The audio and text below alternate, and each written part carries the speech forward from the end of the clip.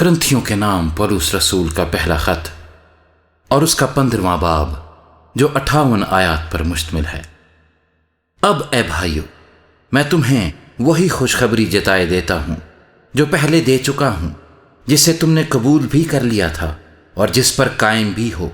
उसी के वसीले से तुमको निजात भी मिलती है, बशर्ते के वो खुशखबरी जो मैंने तुम्हें दी थी याद रखते हो, वरना तुम्हारा ईमान लाना बेफायदा हुआ। चुनाचे मैंने सबसे पहले तुमको वही बात पहुंचा दी जो मुझे पहुंची थी कि मसीह किताब मुकद्दस के मुताबिक हमारे गुनाहों के लिए मुआ और दफन हुआ और तीसरे दिन किताब मुकद्दस के मुताबिक जी उठा और कैफा को और उसके बाद उन 12 को दिखाई दिया, फिर 500 से ज्यादा भाइयों को एक साथ दिखाई दिया, जिनमें से अक्सर अब तक मौजूद हैं और बाज सो गए। फिर याकूब को दिखाई दिया, फिर सब रसूलों को और सबसे पीछे मुझको जो गोया अधूरे दिनों की पैदाइश हूं दिखाई दिया। क्योंकि मैं रसूलों में सबसे छोटा हूं, बल्कि रसूल कहलाने के लायक नहीं, इसलिए कि मैंने खुदा की कलीसिया को सताया था। लेकिन जो कुछ हूं खुदा के फजल से हूं, और उसका फजल जो मुझ पर हुआ वो बेफायदा नहीं हुआ, बल्कि मैंने उन सबसे ज्यादा मेहनत की, और ये मेरी तरफ से नहीं हुई बल्कि खुदा के फजल से जो मुझ पर था। बस खा मैं हूं खा वो हों, हम यही मुनादी करते हैं और इसी पर तुम ईमान भी लाए। बस जब मसीह की ये मुनादी की जाती है कि वो मुर्दों में से जी उठा, तो तुम में से बाज किस तरह कहते हैं कि मुर्दों की क़यामत है ही नहीं। अगर मुर्दों की क़यामत नहीं तो मसीह भी नहीं जी उठा, और अगर मसीह नहीं जी उठा तो हमारी मुनादी भी बेफायदा है और तुम्हारा ईमान भी बेफायदा। बल्कि हम खुदा के झूठे गवाह ठहरे, क्योंकि हमने खुदा की बाबत ये गवाही दी कि उसने मसीह को जिला दिया, हालांकि नहीं जिलाया। अगर बिलफर्ज मुर्दे नहीं जी उठते, और अगर मुर्दे नहीं जी उठते तो मसीह भी नहीं जी उठा, और अगर मसीह नहीं जी उठा तो तुम्हारा ईमान बेफायदा है। तुम अब तक अपने गुनाहों में गिरफ्तार हो, बल्कि जो मसीह में सो गए हैं वो भी हलाक हुए। अगर हम सिर्फ इसी जिंदगी में मसीह में उम्मीद रखते हैं तो सब आदमियों से ज्यादा बदनसीब है। लेकिन फिल वाक़या मसीह मुर्दों में से जी उठा है, और जो सो गए हैं उनमें पहला फल हुआ। क्योंकि जब आदमी के सबब से मौत आई तो आदमी ही के सबब से मुर्दों की कयामत भी आई। और जैसे आदम में सब मरते हैं, वैसे ही मसीह में सब जिंदा किए जाएंगे, लेकिन हर एक अपनी अपनी बारी से। पहला फल मसीह, फिर मसीह के आने पर उसके लोग, इसके बाद आखिरत होगी। उस वक्त वो सारी हुकूमत और सारा इख्तियार और कुदरत नेस्त करके बादशाही को खुदा यानी बाप के हवाले कर देगा, क्योंकि जब तक कि वो सब दुश्मनों को अपने पांव तले ना ले आए, उसको बादशाही करना जरूर है।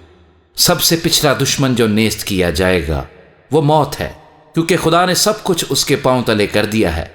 मगर जब वो फरमाता है कि सब कुछ उसके ताबे कर दिया जाएगा, तो जाहिर है कि जिसने सब कुछ उसके ताबे कर दिया वो अलग रहा, और जब सब कुछ उसके ताबे हो जाएगा तो बेटा खुद उसके ताबे हो जाएगा, जिसने सब चीजें उसके ताबे कर दी, ताकि सब में खुदा ही सब कुछ हो। वरना जो लोग मुर्दों के लिए बपतिस्मा लेते हैं वो क्या करेंगे? अगर मुर्दे जी उठते ही नहीं तो फिर क्यों उनके लिए बपतिस्मा लेते हैं? और हम क्यों हर वक्त खतरे में पड़े रहते हैं? ऐ भाइयों, मुझे उस फख्र की कसम जो हमारे खुदावंद मसीह यीशु में तुम पर है, मैं हर रोज मरता हूं। अगर मैं इंसान की तरह इफ्सुस में दरिंदों से लड़ा तो मुझे क्या फायदा? अगर मुर्दे ना जिलाए जाएंगे तो आओ खाए पिए, क्योंकि कल तो मर ही जाएंगे। फरेब ना खाओ, बुरी सोहबतें अच्छी आदतों को बिगाड़ देती हैं। रास्तबाज होने के लिए होश में आओ और गुनाह ना करो, क्योंकि बाज खुदा से नावाकिफ हैं। मैं तुम्हें शर्म दिलाने को ये कहता हूं। अब कोई ये कहेगा कि मुर्दे किस तरह जी उठते हैं और कैसे जिस्म के साथ आते हैं? ऐ नादान, तू खुद जो कुछ बोता है जब तक वो ना मरे जिंदा नहीं किया जाता, और जो तू बोता है ये वो जिस्म नहीं जो पैदा होने वाला है, बल्कि सिर्फ दाना है, खा गेहूं का खा किसी और चीज का।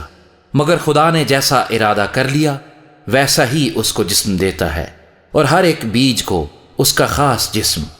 सब गोश्त यकसा गोश्त नहीं, بلکہ آدمیوں کا گوشت اور ہے، چوپایوں کا گوشت اور، پرندوں کا گوشت اور ہے، مچھلیوں کا گوشت اور۔ آسمانی بھی جسم ہیں اور زمینی بھی، مگر آسمانیوں کا جلال اور ہے، زمینیوں کا اور۔ آفتاب کا جلال اور ہے، مہتاب کا جلال اور، ستاروں کا جلال اور، کیونکہ ستارے ستارے کے جلال میں فرق ہے۔ مردوں کی قیامت بھی ایسی ہی ہے، جسم فنا کی حالت میں بویا جاتا ہے اور بقا کی حالت میں جی اٹھتا ہے، بے حرمتی کی حالت میں بویا جاتا ہے اور جلال کی حالت میں جی اٹھتا ہے، کمزوری کی حالت میں بویا جاتا ہے اور قوت کی حالت میں جی اٹھتا ہے، نفسانی جسم بویا جاتا ہے اور روحانی جسم جی اٹھتا ہے۔ جب نفسانی جسم ہے تو روحانی جسم بھی ہے، چنانچہ لکھا بھی ہے کہ پہلا آدمی یعنی آدم زندہ نفس بنا، پچھلا آدم زندگی بخشنے والی روح بنا، لیکن روحانی پہلے نہ تھا بلکہ نفسانی تھا، اس کے بعد روحانی ہوا۔ پہلا آدمی زمین سے یعنی خاکی تھا، دوسرا آدمی آسمانی ہے۔ جیسا وہ خاکی تھا ویسے ہی اور خاکی بھی ہیں، اور جیسا وہ آسمانی ہے ویسے ہی اور آسمانی بھی ہیں، اور جس طرح ہم اس خاکی کی صورت پر ہوئے اسی طرح اس آسمانی کی صورت پر بھی ہوں گے۔ اے بھائیو، میرا مطلب یہ ہے کہ گوشت اور خون خدا کی بادشاہی کے وارث نہیں ہو سکتے، اور نہ فنا بقا کی وارث ہو سکتی ہے۔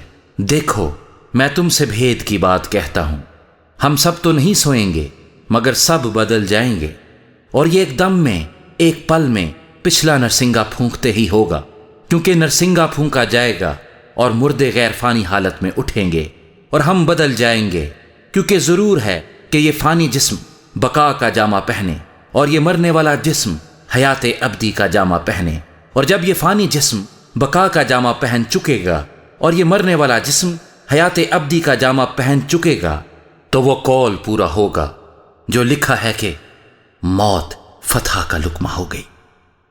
اے موت تیری فتح کہاں رہی؟ اے موت تیرا ڈنک کہاں رہا؟ موت کا ڈنک گناہ ہے اور گناہ کا زور شریعت ہے، مگر خدا کا شکر ہے جو ہمارے خداوند یسوع مسیح کے وسیلے سے ہم کو فتح بخشتا ہے۔ پس اے میرے عزیز بھائیو، ثابت قدم اور قائم رہو، اور خداوند کے کام میں ہمیشہ افزائش کرتے رہو، کیونکہ جانتے ہو کہ تمہاری محنت خداوند میں بے فائدہ نہیں ہے۔